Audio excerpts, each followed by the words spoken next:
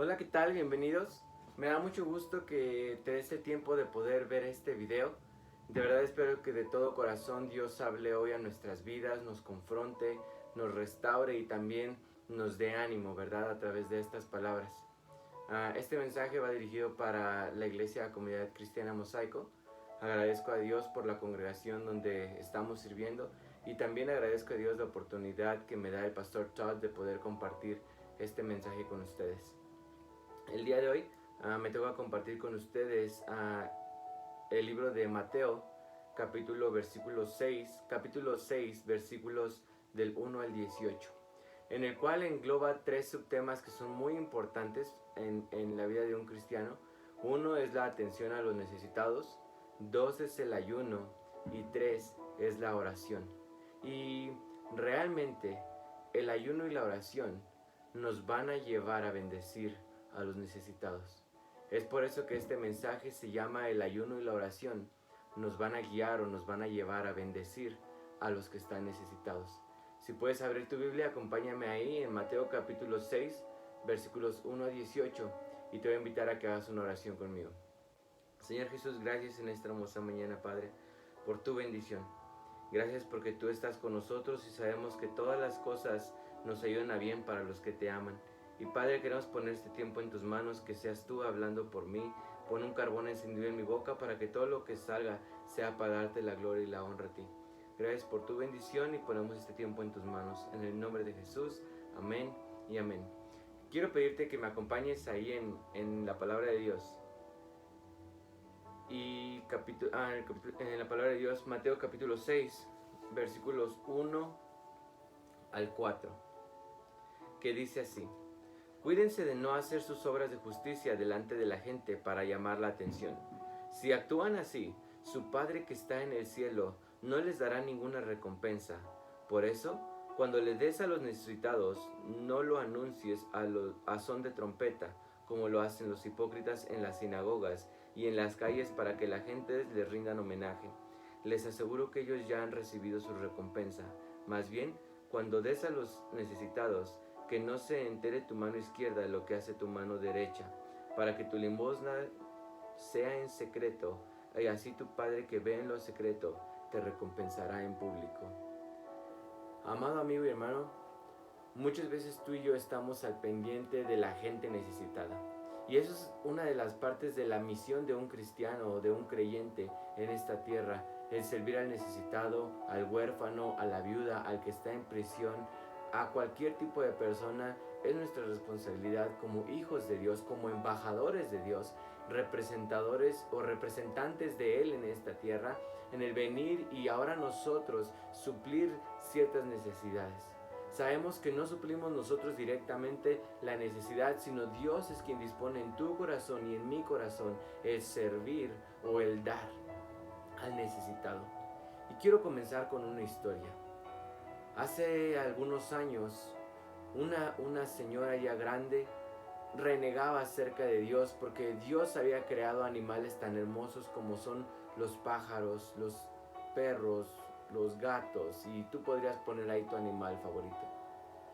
Ella encontró en una ocasión a un creyente que llegó a su puerta y tocó y le dijo: oye, quiero compartirte de un Dios que es amor, de un Dios que es perdón, de un Dios que suple necesidades. Y ella le dijo: ¿Dios? Dios no suple todas las necesidades. Hay tantos animalitos en la calle que no tienen que comer. Hay tantas aves en los cielos que no tienen que comer. Es más, yo alimento a las aves de los cielos. Yo, de mi dinero, voy a la tienda y compro alpiste y aviento o esparzo alpiste sobre el suelo para que los animalitos tengan que comer. De hecho, también voy a la tienda y compro costales de croquetas de Whiskas y croquetas de perro, y voy y pongo contenedores en las calles para todos los perritos que están en la calle tengan algo que comer. Y el creyente se le queda viendo y sonríe y le dice: ¿sabes qué? Estoy impresionado. Ella pregunta: ¿por qué impresionado? Deberías de estar molesto. Dice: estoy impresionado porque Dios te usa a ti, porque Dios pone ese deseo en tu corazón de gastar tus bienes, de gastar tu dinero en su creación de Él. Y gracias a que tú lo haces, no ha habido un perrito o un gatito o un pajarito que no pueda encontrar un alimento. Y hermanos, estos somos muchas veces tú y yo. Y cuando dice la palabra de Dios aquí que no seamos como los hipócritas, es algo bien cierto. Dice que no se entere tu mano izquierda lo que hace tu derecha, o no se entere tu derecha lo que hace tu izquierda. Quiere decir que no te vanaglories, porque todo lo que tú tienes es de parte de Dios. Y todos tus bienes, todos tus bienes, todo lo que tú tienes, están a la disposición del servicio de Dios. Tu dinero, tu carro, tu casa. A lo mejor tú has ayudado a alguien. Y hace tiempo nos pasó algo similar. Una persona envió un mensaje a la iglesia de Cristo en donde mi papá es pastor. Mi papá y yo atendimos a la necesidad de este varón y de su esposa. Y puedo contarte rápidamente que la primera visita a la que fuimos, llegamos a un departamento bastante bonito. De verdad yo puedo decir no había una necesidad por lo que se veía en el lugar. Pero habíamos estado orando y justamente en esos tiempos teníamos unas despensas, tal cual lo hace la hermana Violeta. Teníamos unas despensas ahí en la casa y pusimos otras cosas y dijimos vamos a llevar la bendición a esta persona. Llevamos la bendición, platicamos con él un tiempo y todo estaba muy bien. La segunda vez que llegamos a hacer una visita, el siguiente mes, llegamos a hacer la visita y nos encontramos un departamento vacío. Un departamento en donde ya no había refri, no había estufa. Esa tele bonita que estaba ahí en esa sala ya no estaba. Literal, ni cojines había en esa sala. A lo cual la necesidad se vio más expuesta. Llevamos otra vez una despensa, llevamos eso y realmente ahora nuestro corazón llegó más entristecido, pero sabíamos que Dios por algo nos estaba enviando a ese lugar. En esa plática nos dijo que él había sufrido de un paro, que sufría del azúcar, que tenía varias necesidades y sin comentarlo a nadie nosotros fuimos a ese lugar otra vez y llevamos otra despensa y llevamos un dinero para esta persona que necesitaba hacerse unos estudios. Tristemente no pasó así. Tristemente nunca se hicieron los estudios, nunca pasó lo que mi papá y yo esperábamos que sucediera. Pero ¿sabes qué es lo importante? Que mi papá y yo cumplimos con la parte que dice aquí la palabra de Dios. Que veamos por las necesidades que tiene la gente. Dios nos va a demandar a ti cuando alguien nos pide ayuda. Dios nos va a demandar a ti y a mí. Y dice, pero cuando des al necesitado no lo anuncies. No le digas a medio mundo lo que tú estás haciendo bien, porque lo único que vas a recibir es la alabanza de la gente y esa es tu recompensa, pero Dios quiere recompensarte con algo mucho más allá. Quiero que continuemos en el subtema de la oración. No, dame un segundo. Si tú te has sentido lastimado por un suceso como el que nos pasó a nosotros, déjame decirte que tú debes de estar en paz con Dios. Tú hiciste lo que estaba en tus manos, lo que Dios puso en tus manos para hacer, lo hiciste y lo hiciste con agrado. Y déjame decirte esto, la clave de cuando tú das algo al necesitado y te encuentras con que fue un engaño, como comúnmente pasa en las iglesias, o te encuentras con una mal jugada, déjame decirte que es un tiempo muy exacto, es un tiempo muy preciso, porque cuando tú lo haces y de repente llega alguien y dice, no, pues que no era cierto, pero tú lo diste de corazón, tú estás en paz con Dios.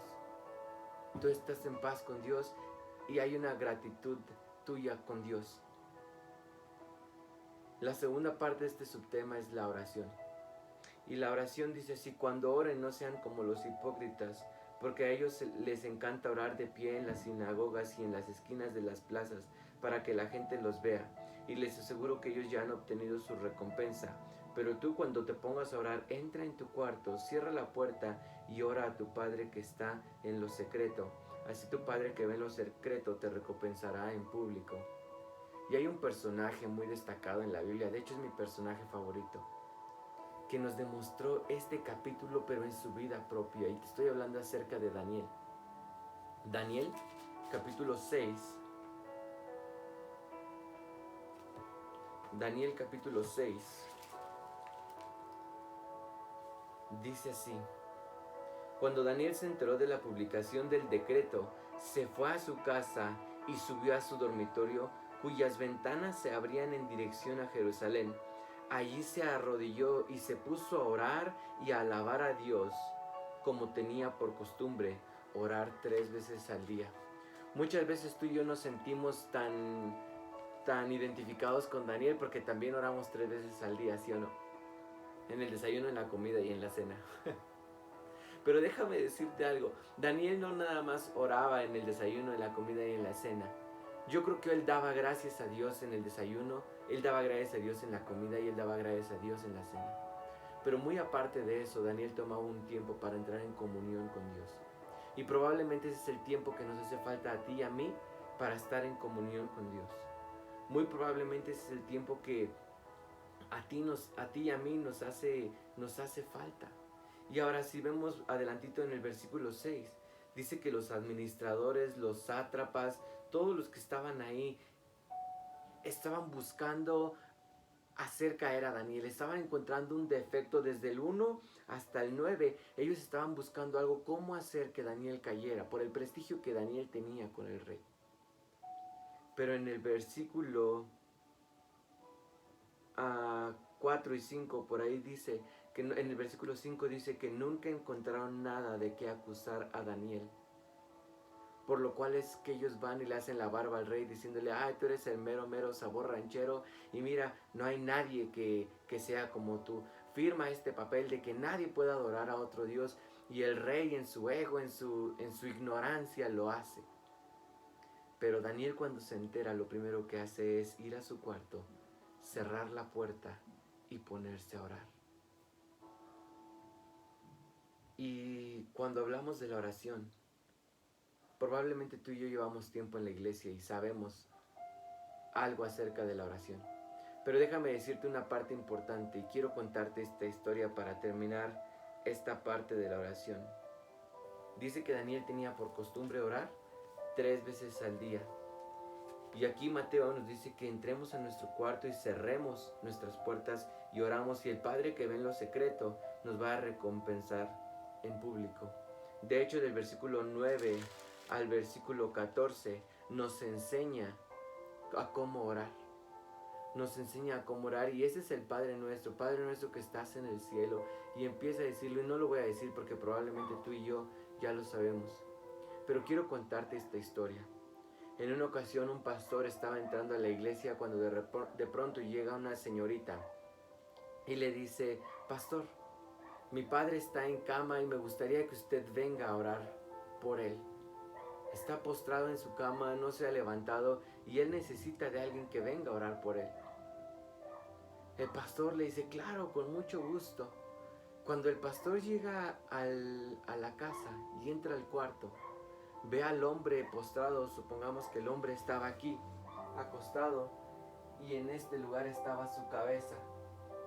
Cuando él ve y el pastor entra al lugar y ve que el hombre está aquí acostado donde yo estoy sentado y su cabeza reposada sobre una almohada, el pastor le dice: ¿ya sabía que lo iba a venir a visitar?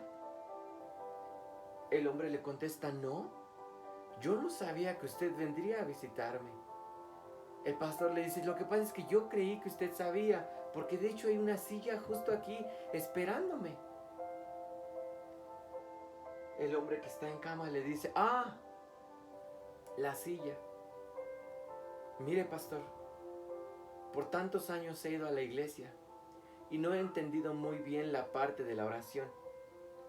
Y cuando yo leía en la oración, dice que al orar no hablemos solo por hablar como hacen los gentiles, porque ellos se imaginan que serán escuchados por sus muchas palabrerías. Y dice que no seamos como ellos, porque nuestro Padre sabe lo que nosotros necesitamos aún antes que se lo pidamos. Entonces yo no entendía cómo era esto de la oración, y una persona me explicó que era como si yo me pusiera en una silla y Jesús estuviera en otra silla. y tuviera una comunicación y una conversación con Él. Y así lo empecé a hacer. Puse una silla y empecé a platicar con Dios en repentinas ocasiones, porque yo no sabía ni qué decir. El pastor le dijo: wow, estoy impresionado. Estoy impresionado porque tienes una silla en donde puedes ponerte en comunión con Dios y puedes orar y puedes hablar con Él. Y la oración es eso, querido amigo, querido hermano, es hablar de lo profundo de tu corazón. Y aunque no lo puedes ver, sabes que Él está ahí. El pastor oró con él, hicieron oración, oraron al lado de esa silla. Cuando el pastor regresó a su iglesia, unos días después, llegó su hija del hombre que estaba en cama y le dice: pastor, muchas gracias por lo que hizo por mi papá, pero déjeme decirle que mi papá ya está descansando, ya está en paz. El pastor le pregunta: hija, ¿y cómo es que él está en paz? Dice: pues pastor, pasó algo muy extraño. Mi papá no tenía ganas de levantarse de esa cama. De hecho, la almohada estaba pues súper cómoda para él. Él ya no quería levantarse de esa cama, pero pasó algo sensacional. Y le dice: ¿qué pasó? Dice: él me habló antes de que yo saliera a hacer las compras. Y oró por mí, me abrazó y me dijo lo mucho que me amaba y lo mucho que Dios me amaba también.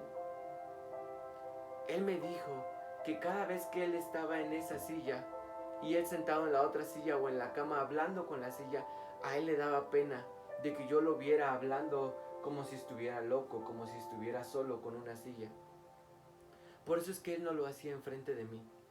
Pero hoy me dijo que él cada vez que veía esa silla se sentaba y oraba como si no hubiese nadie ahí. Pero él sabía que Dios estaba ahí escuchándolo. Yo me fui a hacer compras y cuando regresé encontré a mi papá en esta posición y él ya no estaba más con nosotros. Él estaba en esta posición con una sonrisa y ahí fue donde terminó sus días, abrazado de la silla y con una sonrisa en su rostro. Y eso me hizo pensar a mí que mi papá se fue en paz, porque aun cuando él no se quería levantar de esa silla, él no nada más se levantó, él se postró en la silla y sabía quién era el hombre que estaba sentado ahí. Y a sus pies, a sus piernas, pudo tomarlo y en señal de agradecimiento sostenerse de la roca firme que era su oración. Y eso es lo que exactamente nos enseña a ti y a mí, hermano, el Padre nuestro. Él recargó su cabeza sobre esas piernas en señal de rendición. Y el Padre nuestro, eso es lo que nos enseña a ti y a mí. Desde que inicia: Padre nuestro que estás en los cielos, estás reconociendo quién es Dios. Venga a nosotros tu reino, estás pidiendo la bendición, la protección que viene de parte de Dios. Y cuando dices que se haga su voluntad, estás pidiendo que Dios sea el único exaltado en todo lo que tú haces. Cuando dices: no nos dejes caer en tentación, le estás pidiendo que Él sea nuestro pronto auxilio. Y dice: y perdónanos, una señal de rendición, el perdón. Cuando termina esta historia, el pastor no pudo hacer nada más que decirle: qué hermoso sería que todos pudiéramos irnos de esa manera, en paz con Dios, a los pies de Él. Y continuando con los versículos, dice: cuando ayunen, no pongan cara triste como hacen los hipócritas que demudan sus rostros para mostrar que están ayunando. Les aseguro que estos ya han obtenido su recompensa. Pero tú, cuando ayunes, perfúmate, lava tu cabeza, lava tu cara, para que no sea evidente ante los demás que estás ayunando, sino solo ante tu Padre que está en lo secreto. Y tu Padre que ve en lo secreto te recompensará en público. Y querido amigo, querido hermano, este mismo hombre, Daniel, fue un hombre que supo ayunar. Fue un hombre que ayunó. Y si tú me acompañas ahí en Daniel, y como te lo dije hace un momento, Daniel es mi libro favorito de la Biblia. Me encanta el libro de Daniel. Y si me acompañas ahí en Daniel capítulo 1, el rey había decretado que a todos los que habían traído les dieran de la mejor carne, de la mejor comida, del mejor vino, etcétera. Pero en el versículo 8 dice, pero Daniel propuso en su corazón no contaminarse con la comida y el vino del rey. Así que le pidió al jefe de los oficiales que no lo obligara a contaminarse. Me voy a saltar al versículo 14, al versículo 12. Por favor, haz con tus siervos una prueba de 10 días. Danos de comer solo verduras y de beber solo agua. Y el versículo 14 dice, el guardia aceptó la propuesta y los sometió a una prueba de 10 días. El versículo 17 dice, a estos 4 jóvenes Dios los dotó de sabiduría, inteligencia para entender toda clase de literatura y ciencia. Además, Daniel podía entender toda visión y todo sueño. Y me encanta el versículo 19 y 20. Luego de hablar el rey con Daniel, Ananías, Misael y Azarías, no encontró a nadie que los igualara. Di conmigo, no encontró a nadie. No encontró a nadie. Un hombre humano no encontró a nadie que igualara a estos 4 hombres. De modo que los 4 entraron al servicio del rey. Pero me impacta más esta parte. El rey los interrogó y en todos los temas que requerían sabiduría, discernimiento, los halló 10 veces más inteligentes que todos los magos y hechiceros de su reino. 10 veces más inteligentes que cualquier otro en el reino. Y esto fue porque Daniel propuso en su corazón no contaminarse. Y este es el ayuno de Daniel. Daniel y sus amigos durante 10 días no comen nada más que agua y verduras. ¿Te encantan las verduras? Yo tengo a 9 chicos en mi casa que les gusta más la carne que las verduras.